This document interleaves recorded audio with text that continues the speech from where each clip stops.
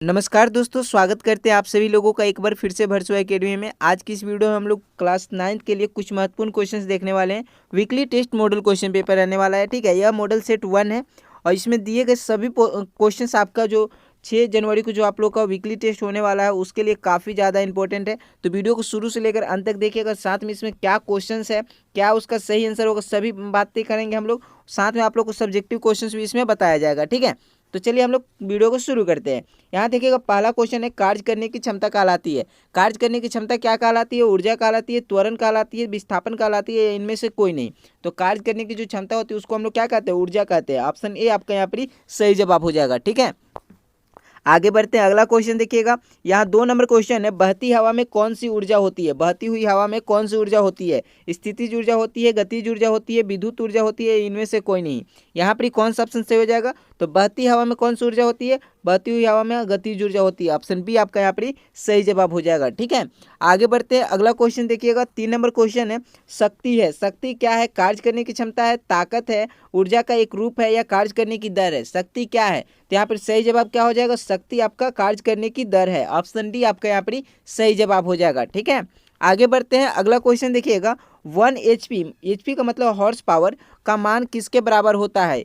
1 HP का मान किसके बराबर होता है? 500 वाट के बराबर होता है, 240 वाट के बराबर होता है, 746 वाट के बराबर होता है, या 340 वाट के बराबर होता है। तो यहाँ पर कौन सा ऑप्शन से हो जाएगा? 1 HP जो हो जाएगा वो आपका 746 वाट के बराबर होता है, ठीक है। ऑप्शन सी आपका यहाँ पर ही सही जवाब हो जाएगा, ठीक है। आगे बढ़ते हैं, अगला क्वेश्चन देखिएगा। यहाँ पर 5 नंबर क्वेश्चन है, शक्ति का एसआई मात्रक है। शक्ति का एसआई मात्रक क्या है? वाट है, जूल है, टेस्ला है, या ऑप्शन डी, यहाँ देखिएगा ऑप्शन डी ओम है। शक्ति का एसआई मात्रक क्या हो जाएगा? तो शक्ति का एसआई मात्रक क्या होता है? वाट होता है। ऑप्शन शक्ति का एसआई मात्रक ऑप्शन ए आपका सही जवाब हो जाएगा, वाट, ठीक है। आगे बढ़ते हैं, अगला क्वेश्चन देखिएगा। यहाँ पर 6 नंबर क्वेश्चन, स्थितिज ऊर्जा का एसआई मात्रक क्या है? स्थितिज ऊर्जा का एसआई मात्रक क्या है? स्थितिज ऊर्जा का एसआई मात्रक जूल होता है, न्यूटन होता है, जूल सेकंड होता है, या जूल पर सेकंड होता है? यहाँ पर कौन सा ऑप्शन सही हो जाएगा? तो स्थितिज ऊर्जा का स्थितिज ऊर्जा का एसआई मात्रक क्या हो जाएगा? जूल हो जाएगा। ऑप्शन ए आपका इसका सही जवाब हो जाएगा, ठीक है। आगे बढ़ते हैं, अगला क्वेश्चन देखिएगा। यहाँ पर 7 नंबर क्वेश्चन है, निम्नलिखित में से कौन गतिज ऊर्जा को दर्शाता है? निम्नलिखित में से कौन गतिज ऊर्जा को दर्शाता है? mgh दर्शाता है, 2mgh दर्शाता है, या mgh दर्शाता है, या 1/2 mv² दर्शाता है? तो निम्नलिखित में से गतिज ऊर्जा कौन दर्शाता है? 1/2 mv² दर्शाता है, ठीक है। ऑप्शन आपका डी यहाँ पर ही सही जवाब हो जाएगा, ओके। आगे बढ़ते हैं, अगला क्वेश्चन देखिएगा। यहाँ पर 8 नंबर क्वेश्चन है, यांत्रिक ऊर्जा क्या है? यांत्रिक ऊर्जा क्या है? गतिज ऊर्जा है, स्थितिज ऊर्जा है, गतिज ऊर्जा और स्थितिज ऊर्जा है, जोर स्थितिज ऊर्जा है, या इनमें से कोई नहीं? तो याद रखिए, यांत्रिक ऊर्जा क्या होता है? गतिज ऊर्जा और स्थितिज ऊर्जा का संयोग होता है, मतलब जोर होता है, ठीक है। ऑप्शन सी आपका यहाँ पर सही जवाब हो जाएगा, ठीक है। यांत्रिक ऊर्जा गतिज ऊर्जा प्लस स्थितिज ऊर्जा हो जाएगा, ठीक है। ऑप्शन सी सही जवाब हो जाएगा। आगे बढ़ते हैं, यहाँ देखिएगा 9 नंबर क्वेश्चन है, जब चलती हुई वस्तु की गति दोगुनी हो जाती है तो वह हो जाती है। जब चलती हुई वस्तु की गति दोगुनी हो जाती है तो वो क्या हो जाती है? त्वरण दोगुनी हो जाती है, भार दोगुनी हो जाती है, गतिज ऊर्जा दोगुनी होती है, या गतिज ऊर्जा 4 गुनी होती है? यहाँ पर कौन सा ऑप्शन सही हो जाएगा? तो यहाँ देखिएगा, जब चलती हुई, क्या बोल रहा है कि चलती हुई वस्तु की गति दोगुनी हो जाता है, मतलब काइनेटिक एनर्जी का फॉर्मूला क्या होता है? 1/2 mv², ठीक है। यहाँ पर वेग, ये जो है भी, इसको हम लोग अगर 2 भी कर देते हैं तो क्या हो जाएगा? यहाँ देखिएगा 1/2, और यहाँ पर mv2 भी अगर ये हो जाएगा 2v², तो इसका क्या हो जाएगा? यहाँ पर 1/2 m², और यहाँ पर 2 का हम अगर स्क्वायर करते तो ये क्या हो जाएगा? 2 × 4 यानी v²। यहाँ पर क्या हो जाएगा? 2m4v², ठीक है। तो यहाँ पर अगर 4 को हम लोग बाहर निकाल लेते तो 1/2 इंटू क्या हो जाएगा? 4 mv² हो जाएगा, ओके।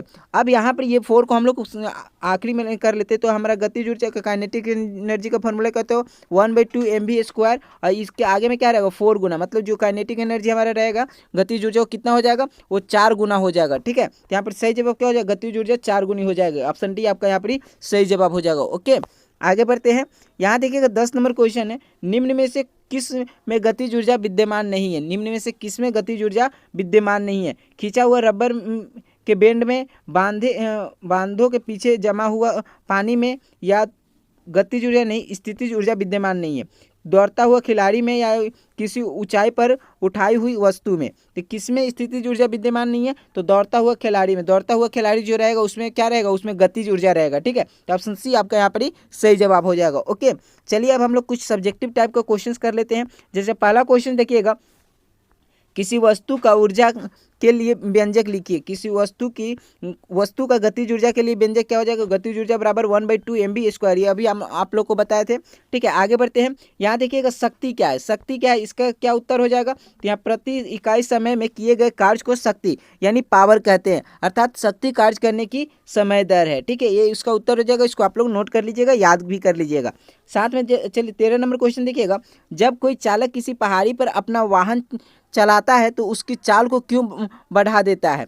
तो इसका उत्तर क्या हो जाएगा? जब चालक वाहन को पहाड़ी पर चढ़ाता है तो तब वाहन की स्थितिज ऊर्जा गतिज ऊर्जा की कीमत पर चढ़ती है। अतः स्थितिज ऊर्जा में वृद्धि के कारण गतिज ऊर्जा की कमी को पूरा करने के लिए चालक वाहन की चाल को क्या करता है? बढ़ा देता है। ये उसका उत्तर हो जाएगा। इसको आप लोग नोट कर लीजिएगा।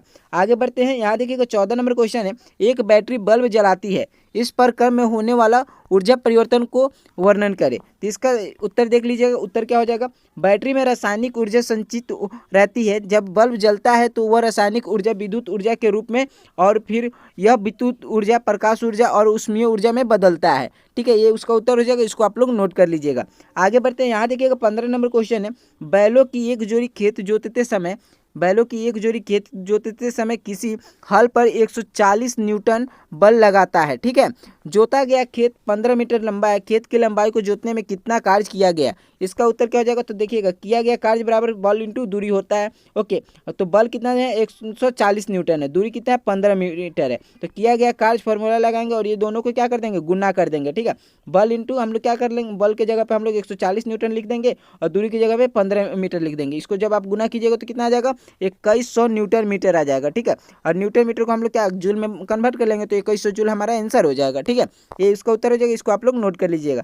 चलिए अब सम अदर इंपॉर्टेंट हम लोग कुछ प्रैक्टिस क्वेश्चन भी देख लेते हैं। यहाँ देखिए पहला क्वेश्चन है, कार्य का सूत्र क्या होता है? कार्य का सूत्र क्या होता है? बल इंटू द्रव्यमान, बल इंटू समय, बल इंटू वेग या बल इंटू विस्थापन। तो कार्य का सूत्र क्या होता है? ऑप्शन डी, बल इंटू विस्थापन हो जाएगा। कार्य का सूत्र बल इंटू विस्थापन, ऑप्शन डी आपका सही जवाब हो जाएगा। ठीक है, आगे बढ़ते हैं। यहाँ देखिएगा 2 नंबर क्वेश्चन है, बल एवं विस्थापन का गुणनफल कहलाता है। बल एवं विस्थापन का गुणनफल क्या कहलाता है? आप लोग इसका कॉमेंट बॉक्स में इसका आंसर दीजिए। ठीक है, 2 नंबर क्वेश्चन मान लीजिए ये आपका प्रैक्टिस सेट का 2 नंबर क्वेश्चन है। इसका आंसर आप लोग को कॉमेंट बॉक्स में बताना है। ठीक है, कमेंट बॉक्स में इसका आंसर दीजिए, क्या इसका आंसर सही होगा। ओके, यहाँ देखिएगा 3 नंबर क्वेश्चन है, कार्य का इकाई मात्रक होता है। कार्य का इकाई मात्रक क्या होगा? वाट होगा, जूल होगा या टेसल होगा या ओम हो जाएगा? इसका कौन सा ऑप्शन सही हो जाएगा? कार्य का इकाई मात्रक होता है। तो इसका भी आंसर आप लोग को पता है तो चलिए प्रैक्टिस सेट 3 का भी आप लोग को आंसर कमेंट बॉक्स में बताना है। ओके, आगे बढ़ते हैं। यहाँ देखिएगा 4 नंबर क्वेश्चन है, कमानी दर घड़ी में संचित ऊर्जा है। कमानी दर जो घड़ी होती है उसमें संचित ऊर्जा क्या होती है?